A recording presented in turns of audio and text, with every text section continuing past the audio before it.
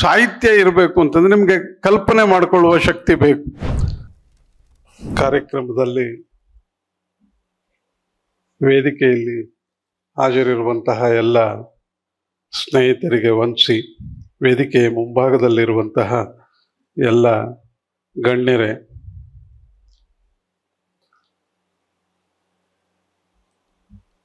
ಮೂರು ತಲೆಮಾರು ಸ್ವರ ನೂರಾರು,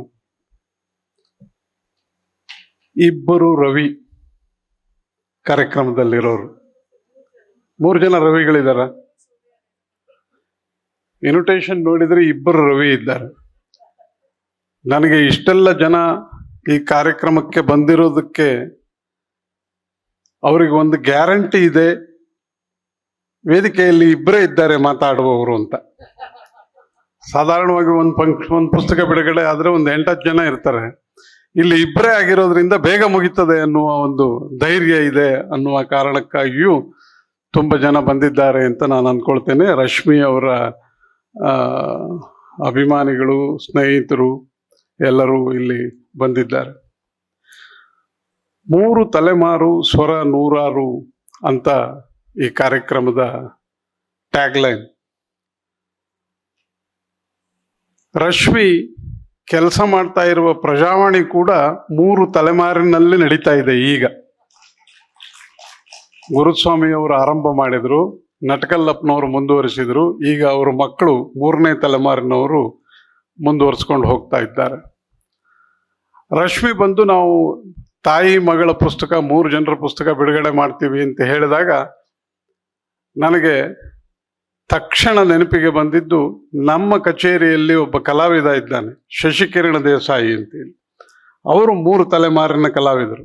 ಅವರ ತಂದೆ ಕಲಾವಿದರು, ಶಶಿಕಿರಣ್ ಕಲಾವಿದ ಮತ್ತು ಅವರ ಮಗಳು ಕೂಡ ಕಲಾವಿದರು. ಶಿವರಾಮ್ ಕಾರಂತರಿಗೆ ಯಾರೋ ಕೇಳಿದ್ರಂತೆ, ಸಾಹಿತ್ಯ ಆನುವಂಶಿಕವಾ ಅಂತೇಳಿ. ಕಾರಂತರು ರೋಗ ಮಾತ್ರ ಆನುವಂಶಿಕ, ಸಾಹಿತ್ಯ ಏನು ಆನುವಂಶಿಕ ಆಗಲ್ಲ ಅಂತ. ಆನುವಂಶಿಕವಾಗಿ ರೋಗ ಬರುತ್ತೆ ಅಷ್ಟೇ, ಬಿಟ್ರೆ ಸಾಹಿತ್ಯ ಬರಲ್ಲ ಅಂತೇಳಿ. ಆದರೆ ಇಲ್ಲಿ ಸಾಹಿತ್ಯ ಬಂದಿದ್ದನ್ನ ಕಾಣ್ತೇವೆ. ನನಗೆ ಒಂದು ದೃಷ್ಟಿಯಲ್ಲಿ ಸಂತೋಷ, ಇನ್ನೊಂದು ದೃಷ್ಟಿಯಲ್ಲಿ ಸಣ್ಣ ಆತಂಕ ಕೂಡ ಇದೆ. ಸಂತೋಷ ಯಾಕೆ ಅಂತಂದ್ರೆ, 3ನೇ ತಲೆಮಾರಿನವರು ಪುಸ್ತಕ ಓದೋದನ್ನ ಮತ್ತು ಬರೆಯೋದನ್ನ, ಸಾಹಿತ್ಯವನ್ನ ಆಯ್ಕೆ ಮಾಡಿಕೊಂಡಿದ್ದಾರಲ್ಲ ಅನ್ನುವ ಕಾರಣಕ್ಕಾಗಿ ಸಂತೋಷ. ಸಣ್ಣ ಆತಂಕ ಯಾಕೆ ಅಂತಂದ್ರೆ, ಅವರು ಕನ್ನಡದಲ್ಲಿ ಬರಿತಾ ಇಲ್ವಲ್ಲ ಅನ್ನೋದು. ಕನ್ನಡದಲ್ಲಿ ಬರೆದಿದ್ರೆ ಇನ್ನಷ್ಟು ಸಂತೋಷ ಪಡೋದಕ್ಕೊಂದು ಕಾರಣ ಸಿಗ್ತಿತ್ತು. ನನ್ನ ಅನಿಸಿಕೆ, ನಾನು ನೋಡಿದಾಗಿನ ಅನಿಸಿಕೆ ನನಗೇನು ಅಂತಂದ್ರೆ, 2000 ನಂತರ ಹುಟ್ಟಿದ ಮಕ್ಕಳು ಯಾರು ಓದುವ ಬರೆಯುವ ಹವ್ಯಾಸವನ್ನ ಬೆಳೆಸ್ಕೊಂಡಿಲ್ಲ ಅಂತ, ಅಥವಾ ಕಡಿಮೆ. ಎಲ್ಲರೂ ನೋಡುವ, ಕೇಳುವ, ಓದೋದು ಅಂತಂದ್ರೆ, ಬುಕ್ ಓದೋದು ಅಂದ್ರೆ ಫೇಸ್ಬುಕ್ ಮಾತ್ರ ಓದೋದು, ನೋಡುವ ಸ್ಥಿತಿಯಲ್ಲಿದ್ದಾರೆ ತುಂಬ ಜನ. ನಾನು ರಶ್ಮಿ ಅವರ ಪುಸ್ತಕಗಳನ್ನು, ನನ್ನ ದೃಷ್ಟಿಯಲ್ಲಿ ಈ ಪುಸ್ತಕವನ್ನು ಬಿಡುಗಡೆ ಮಾಡುವುದಕ್ಕೆ ಪದ್ಮರಾಜ್ ದಂಡಾವತಿ ಅವರು ಬಹಳ ಯೋಗ್ಯ ಜನ ಆಗಿದ್ರು. ಯಾಕೆಂದ್ರೆ ಈ ಕಾಲಮನ್ನು ಬರೆಸಿದವರು ಅವರು. ನಾನು ಅವ್ರ ಹತ್ರ ಕೇಳ್ತಿದ್ದೆ, ಯಾರು ಇದನ್ನು ಬರಿತಾ ಇದ್ದವ್ರು ಯಾರು ಅಂತ ಕೇಳಿದ್ದೆ ಅವ್ರ ಹತ್ರ. ನನಗೆ ಗೊತ್ತಿರಲಿಲ್ಲ ರಶ್ಮಿ ಬರಿತಾ ಇದ್ದಾರೆ. ನಾನು ಒಂದೇ ಆಫೀಸ್ನಲ್ಲಿದ್ದರೂ ಕೂಡ ರಶ್ಮಿ ಬರಿತಾ ಇದ್ದಾಳೆ ಇದನ್ನಂತ, ಮೃದುಲ ಅಂತ ಹೇಳಿ ಬರಿತಾ ಇದ್ರು. ಬೇರೆ ಯಾರೋ ಹೊರಗಡೆಯವರು ಇರ್ಬೋದು ಅಂತ ಅಂದ್ಕೊಂಡಿದ್ದೆ. ಅವರು ನನಗೆ ಹೇಳಲಿಲ್ಲ.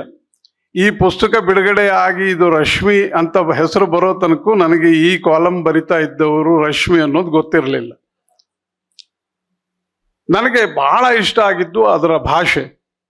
ಆ ಉತ್ತರ ಕರ್ನಾಟಕ, ಹೈದರಾಬಾದ್ ಕರ್ನಾಟಕದ ಭಾಷೆಯನ್ನ ಇಟ್ಟುಕೊಂಡು ಮಧ್ಯ ಗಜಲ್ಗಳನ್ನ, ವಚನಗಳನ್ನ ಹೇಳ್ಕೊಳ್ತಾ ಬೇರೆ ರೀತಿಯ ಅರ್ಥಗಳನ್ನ ಹೇಳುವ ಇದಿದೆಯಲ್ಲ, ಅದು ತುಂಬ ಇಷ್ಟ ಆಗಿತ್ತು. ಅದಕ್ಕಾಗಿ ಕೇಳಿದ್ದು ನಾನು, ಇದು ಯಾರು ಓದ್ತಾರೆ. ನಾನು ಪ್ರತಿ ಎಲ್ಲ ಪೇಪರ್ನಲ್ಲಿ ಬಂದಾಗಲೇ ಅಂಕಣವನ್ನು ಓದ್ದವನು. ಈಗ ಇನ್ನೊಮ್ಮೆ ಓದಿಯೇನೆ ಅದನ್ನು. ಭಾರತಿ ವಸ್ತ್ರದ ಅಂತೂ ಅವರು ಮೊದಲ ಮಾತಿನಲ್ಲೇ ಹೇಳ್ಕೊಂಡಿದ್ದಾರೆ, ನಾನು ಮುದ್ದಾಂ ಲೇಖಕಿ ಅಂತ. ಮುದ್ದಾಂ ಲೇಖಕಿ ಏಕೆ ಅಂತ ಹೇಳಿ ವಿವರಣೆಗಳನ್ನು ಕೂಡ ಕೊಡ್ತಾರೆ ಅವರು. ನನಗೆ ಯಾರು ಸ್ಮರಣ ಸಂಚಿಕೆಗೆ ಲೇಖನ ಬರ್ಕೊಡಕ್ಕೆ ಹೇಳಿದ್ರೆ ಅಥವಾ ಆಕಾಶವಾಣಿಗೆ ಭಾಷಣ ಮಾಡಕ್ಕೆ ಹೇಳಿದ್ರೆ ನಾನು ಮುದ್ದಾಂ ಬರೆದು ಕೊಡ್ತೀನಿ. ಆ ಕಾರಣಕ್ಕಾಗಿ ನಾನು ಮುದ್ದಾಂ ಲೇಖಕಿ ಅಂತೇಳಿ. ಅರ್ನಿ ಕೂಡ ಅವಳ ಕವಿತೆಗಳನ್ನ ಬರಿತಾ ಇದ್ದಾರೆ.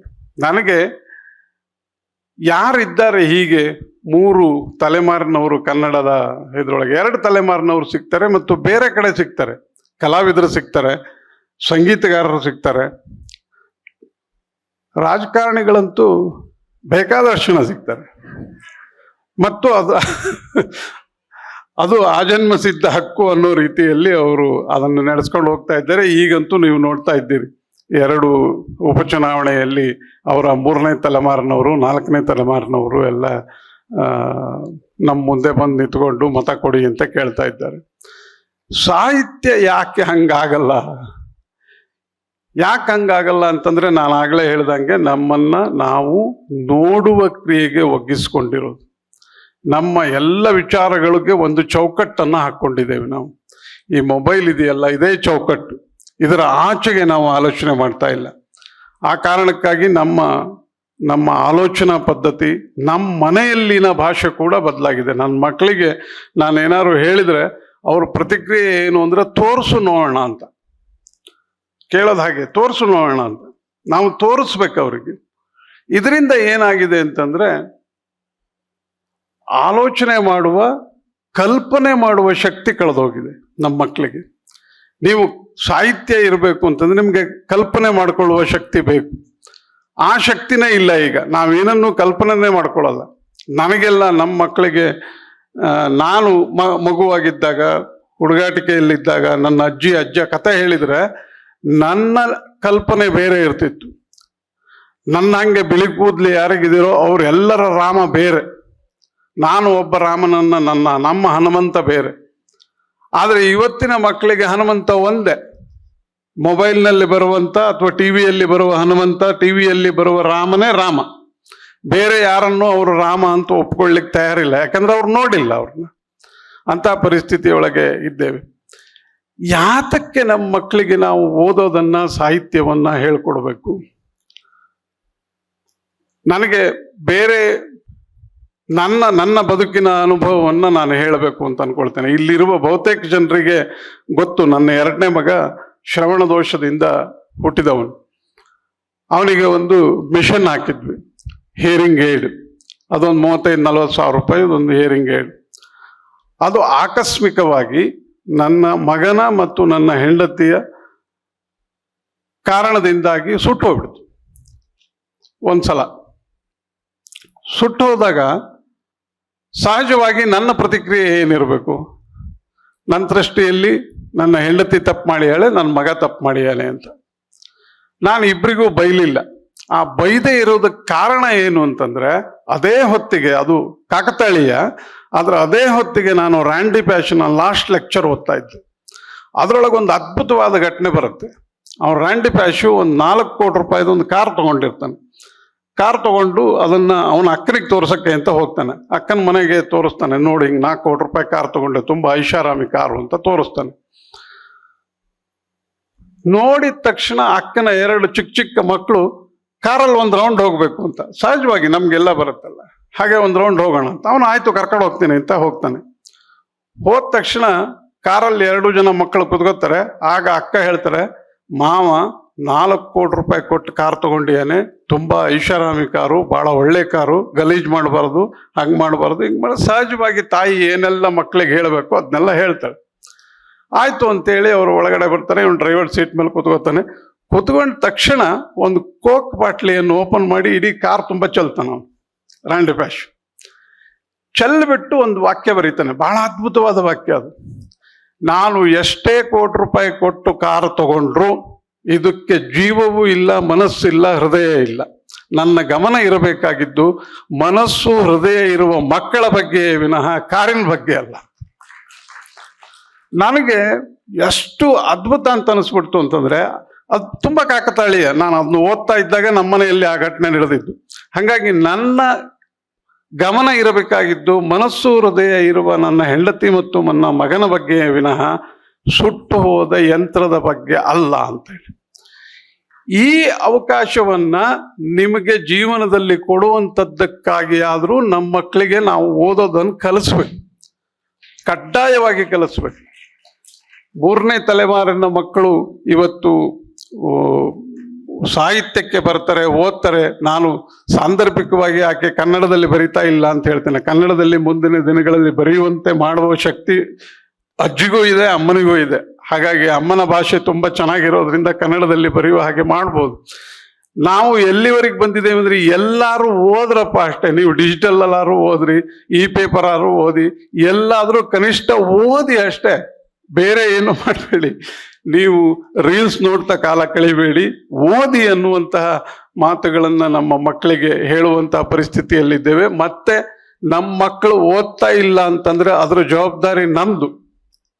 ಯಾಕಂತಂದ್ರೆ ನಾವು ಓದ್ತಾ ಇದ್ದೀವಿ. ಈಗ ನನ್ನ ಉದಾಹರಣೆಯಲ್ಲಿ ನನ್ನ ತಾಯಿ ಶಾಲೆಗೆ ಹೋದವಳಲ್ಲ, ನನ್ನ ತಂದೆ 5ನೇ ಕ್ಲಾಸ್ ಓದ್ದವನು. ನಮ್ಮ ಮಕ್ಕಳು, ನಾನು ನನ್ನ ತಂಗಿ ಇಬ್ರು ಇವತ್ತು ಬರಿತಾ ಇದ್ದೇವೆ, ಓದ್ತಾ ಇದ್ದೇವೆ ಅಂತಂದ್ರೆ ಆ ತಂದೆ ತಾಯಿಗಳು ಕೊಟ್ಟ ಸಂಸ್ಕಾರ ಕಾರಣ, ಆ ತಂದೆ ತಾಯಿಗಳು ನಮ್ಗೆ ಹಾಕಿಕೊಟ್ಟ ಜೀವನ ಕ್ರಮ ಕಾರಣ. ನಮ್ಮ ಮಕ್ಕಳು ಓದ್ತಾ ಇಲ್ಲ ಅಂತಂದ್ರೆ ಯಾಕೆ ಅಂತಂದ್ರೆ ಅವ್ರು ಹಠ ಮಾಡ್ತವೆ ಅಂತ ಮೊಬೈಲ್ ಕೊಟ್ಟಿದ್ದೀವಿ, ಊಟ ಮಾಡಲ್ಲ ಅಂತ ಮೊಬೈಲ್ ಕೊಟ್ಟಿದ್ದೀವಿ, ನಿದ್ದೆ ಮಾಡಲ್ಲ ಅಂತ ಮೊಬೈಲ್ ಕೊಟ್ಟಿದ್ದೀವಿ, ಸುಮ್ಮನೆ ಇರಿಸ್ಬೇಕು ಅಂತ ಮೊಬೈಲ್ ಕೊಟ್ಟಿದ್ದೀವಿ.